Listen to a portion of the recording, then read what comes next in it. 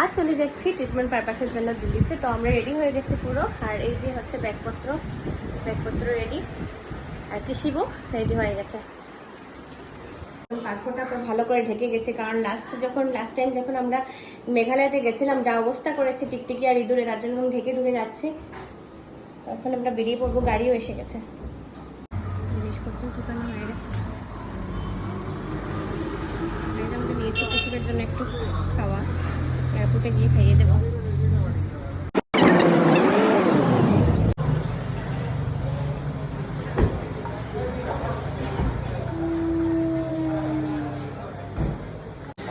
ফ্লাইটের অপেক্ষা, দুটা বেশি ফ্লাইট।